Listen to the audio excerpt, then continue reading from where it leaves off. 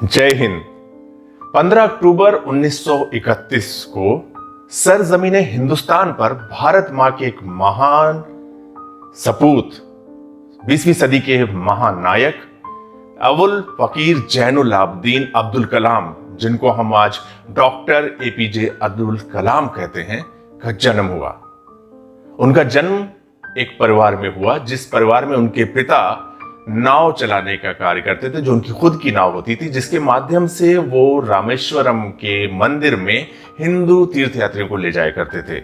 साथ ही साथ उनके पिता रामेश्वरम की एक मस्जिद में पेश इमाम भी थे और मस्जिद में नमाज पढ़ाया करते थे। तो अब्दुल कलाम ने इस माहौल में जन्म लिया और अपना जो जीवन शुरू किया ऐसे माहौल में किया जहां पर वो नमाज भी पढ़ने जाते और शाम में जब नमाज पढ़ के वापस आते तो वो रामेश्वरम मंदिर के पास बैठकर वहां के मंत्र उच्चारणों को भी सुना करते। यदि मैं कहूं कि यदि डॉक्टर एपीजे अब्दुल कलाम के हाथ में अगर एक वक्त में एक हाथ में कुरान शरीफ हुआ करता था तो दूसरे वक्त में उनके हाथ में श्रीमद् भागवत गीता भी हुआ करती थी। इस प्रकार के माहौल में उनका परिपालन हुआ, पोषण हुआ और वो आगे गए। उन्होंने मंदिर के बाहर फूलों के बेचने का भी कार्य किया या न्यूज़पेपर भी बेचे। तो इस प्रकार से उन्होंने अपनी पढ़ाई को लेकिन कभी भी पीछे नहीं छोड़ा और एजुकेशन प्राप्त करते गए। मद्रास इंस्टीट्यूट ऑफ टेक्नोलॉजी से उन्होंने एरोस्पेस इंजीनियरिंग में ग्रेजुएशन किया और उसके बाद उनका जो सबसे बड़ा एक सपना था कि भारतीय वायुसेना में फाइटर पायलट बनने का, उनको एसएसबी एयरफोर्स की तरफ से बुलावा आया और वो उस एग्जाम को देने भी गए। उन्होंने अपनी एक पुस्तक my journey transforming dreams into action में अपना ये दर्द बताया है कि मेरी ये बहुत बड़ी इच्छा थी कि मैं भारतीय वायुसेना में एक पायलट बनूं, लेकिन दुर्भाग्यवश वो भारतीय वायुसेना के फाइटर पायलट नहीं बन पाए। और क्योंकि 25 लोगों को टोटल एसएसबी ने बुलाया था, एयरफोर्स एसएसबी ने, उसमें से उन्होंने 8 लोगों को चुना और डॉक्टर एपीजे अब्दुल कलाम का वहां पे 9वां नंबर था। लेकिन जो आज के हम समाज में देखते हैं कि अगर हम एक सक्सेस को हम अपना एक यार्ड स्टिक बना लेते हैं और अगर हम उस सक्सेस को नहीं प्राप्त कर पाते हैं तो हम पूरी तरह से शैटर्ड हो जाते हैं और हम ये नहीं सोचते हैं कि हमारा प्लान बी क्या होना चाहिए, कि अगर हम फेल हुए तो क्या।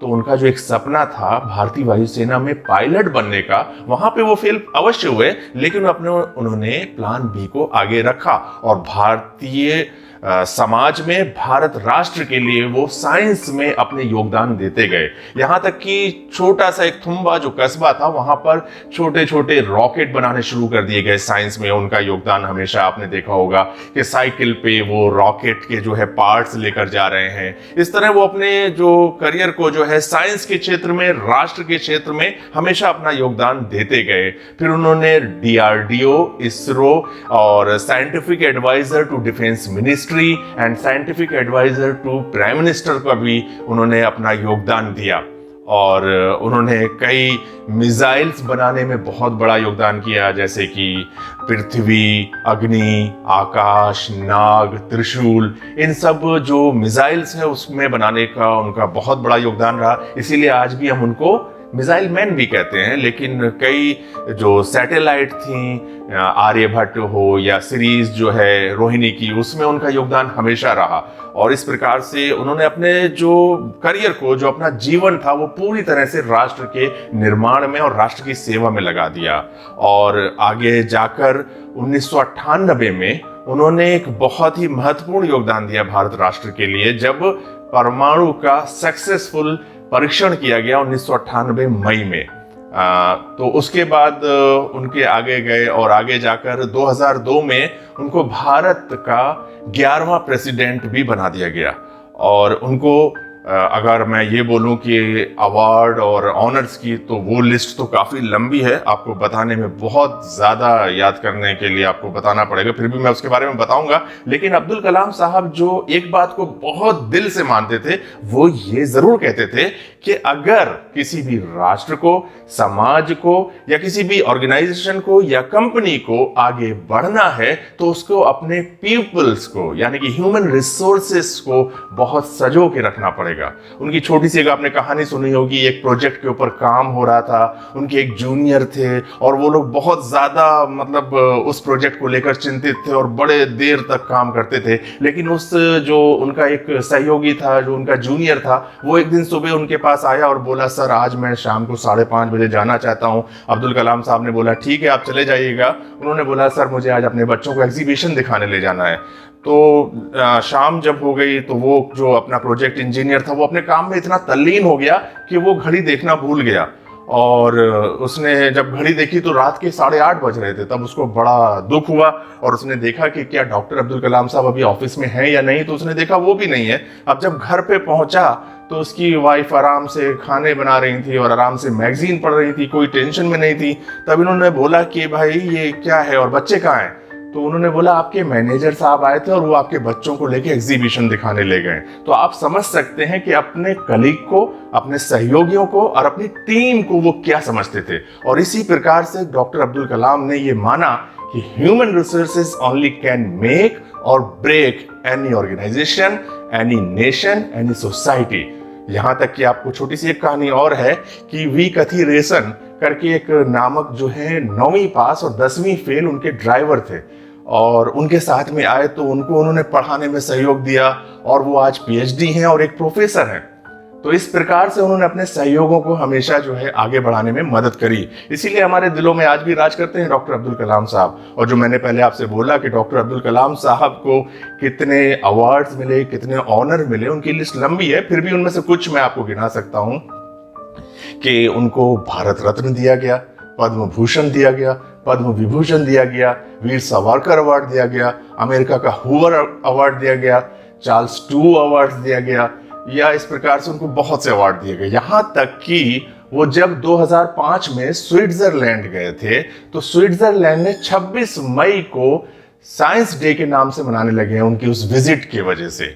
तो आप समझ सकते हैं डॉक्टर अब्दुल कलाम साहब का मात्र राष्ट्र में ही नहीं बल्कि अंतर्राष्ट्रीय स्तर पर भी क्या सम्मान किया जाता है। और उनको अगर मैं ये बोलूं, ऑनरेरी डॉक्टरेट जो मिली, टोटल 48 यानी कि 48 ऑनरेरी डॉक्टरेट उनको दी हैं विभिन्न यूनिवर्सिटीज ने।